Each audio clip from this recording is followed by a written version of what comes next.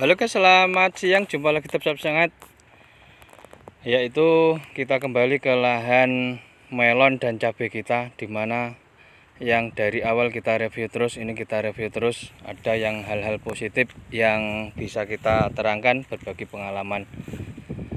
Nampak di tengah-tengahnya yaitu tumpukan jerami, dimana tumpukan jerami ini memang sengaja kita berikan, yang dari awal sudah kita review. Sebagian contoh ini adalah prakteknya.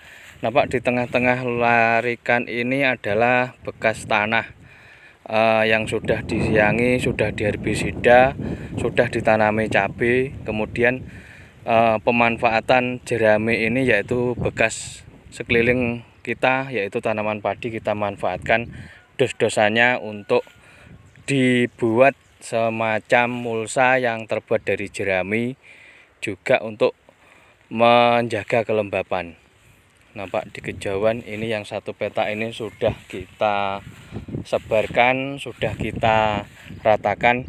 Artinya jika kondisi jerami ini memungkinkan banyak, kasih tebal aja nggak masalah guys. Yang penting tanamannya tidak tertutup karena ketebalannya. Ini dikondisikan karena membagi antara jumlah jerami yang ada. Ini kita sekedar memberi tumpukan yang artinya menutup tanah, cukup ditutup aja, yang penting tidak terlalu terbuka. Nantinya rumput-rumputnya juga tidak terlalu menjalar, juga tanamannya bisa terjaga untuk kelembapannya.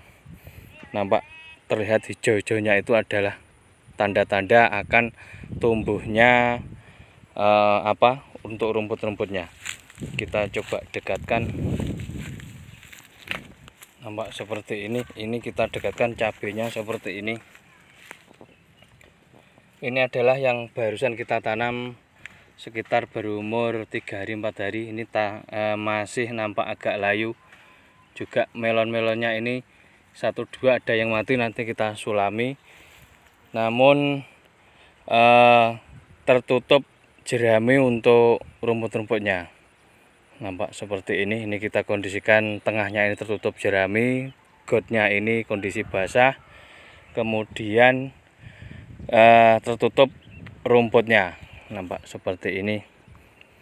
Ini nantinya setelah jerami ini selesai akan kita pasang ajir untuk melonnya. Nampak kita pinggirkan ajir-ajirnya seperti ini. Ini sekedar tips yang sederhana namun bermanfaat, yaitu bila mana ajir ini yang pucuk ini guys, ini kan yang lama nancap seperti ini, kita balik seperti ini. Artinya bekas tancapan yang lama ini kita taruh di atas agar merata, tidak di bawah, nantinya akan awet untuk ajir atau lanjaran ini. Sekedar tip aja untuk masalah ajir.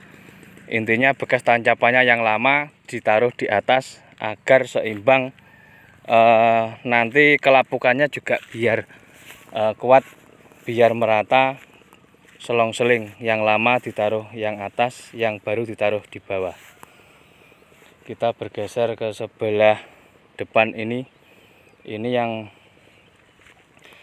belum dilakukan aplikasi pemberian jerami. Ini kita bergeser ke tengah.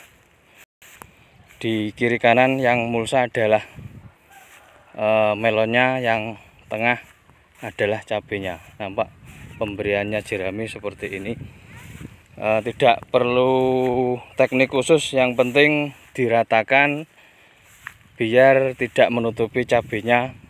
Sebagian dikurangi untuk ketebalannya. Pak seperti ini. Ini adalah sebagian tertutup, ini kita singkirkan seperti ini. Intinya yang ditutupi adalah tanahnya, bukan tanamannya. Karena tanamannya ini nantinya meskipun tertutup karena kondisi seperti paranet guys, ini nanti bisa naik sendiri. Tapi dengan kondisi yang terlihat seperti ini, kita harus buka agar nanti tidak rusak. Seperti ini. Untuk perlu diingat lagi, untuk penanaman bibit melon yang bagus kemarin kita kondisikan umur 7 hari. Setelah kita tinjau ulang, banyak yang mengalami kematian karena kurang besarnya batang sehingga terlalu ditekan, banyak yang mengalami kematian. Ini kita kondisikan penyulaman untuk melonnya. Untuk cabenya ini karena kondisi sudah besar-besar, alhamdulillah banyak yang hidup bila dibandingkan melonnya. Karena waktu persemaian untuk cabenya itu kurang lebih sekitar 25 hari ke atas guys. Sedangkan untuk cabenya melonnya ini biasanya maksimal 12 hari harus sudah tanam, minimal 7 hari. Bagusnya idealnya antara 9-10 hari segera lakukan penanaman. Itu ditandai, kita beralih ke bawah, ditandai daunnya yang terlihat mengeriting ini adalah berumur antara 10 harian. Muncul pertama daun keriting ini sekitar umur 9 hari, kemudian kita biarkan di polybag, akhirnya muncul melebar seperti itu. Pasti diperkirakan antara umur 10 hari. Nampak seperti ini. Ini adalah dari ujung sana cadangan jerami kita yang bekas panen padi di lahan kita yang bawah. Ini kita sengaja kita diamkan untuk cadangan sebagai mulsa jerami untuk mengantisipasi rumput dan kelembapan di dalam tanah. Salah satu kelemahan dari jerami model pemberian mulsa model jerami juga mempunyai kelemahan. Sisi positifnya juga ada, sisi kelemahannya juga ada. Sisi kelemahannya yaitu kemungkinan tidak bertahan lama karena berupa organik, nanti akan lapuk, bisa digunakan sebagai pupuk. Intinya kurang awet, namun kurang awetnya pasti antara 2-3 bulan. Nantinya saat tanaman dewasa, jerami ini mulai lapuk dan perlu ditambah lagi. Yang kedua adalah sebagai tempat bersembunyi jasad renik, mungkin mulai dari hama ulat tanah terutama. Ada beberapa peletakan telur ulat, ada beberapa tempat sembunyi, artinya tempat sembunyi untuk hama yang biasa menempel di tanaman cabai atau melonnya, karena nyaman, tempat lembabnya juga tempat untuk bersembunyi. Yang ketiga yaitu mungkin dari lihat secara teori kebersihan kurang, terlihat kumuh, terlihat awut-awutan guys bahasa Jawanya. Namun itu tidak berarti, yang penting pada intinya yaitu menjaga kelembapan tanah, juga menjaga rumput biar tidak tumbuh merajalela yang nantinya akan kompetisi di tanaman utama. Yang jelas bisa disembunyi untuk hama dan kurang awet. Sisi positifnya banyak, termasuk kategori murah, banyak didapat, namun keawetannya kurang. Juga terlihat acak-acakan, awut-awutan. Ini bagusnya bisa diganti dengan yang agak awet. Kemungkinan berasal dari daun tebu guys, daun tebu ataupun alang-alang. Itu pun jika ada, jika tidak ada, ini kita manfaatkan sekedarnya yang ada, karena toh tumpang sari ini satu sama lain untung 2 kali, perawatan sekali. Kurang lebih gitu guys untuk review pemberian jerami atau bisa dikatakan mulsa alami yang berasal dari limbah di sekitar kita ini, untuk menutup tanah agar tidak terjadi rumput, juga menjaga kelembapan.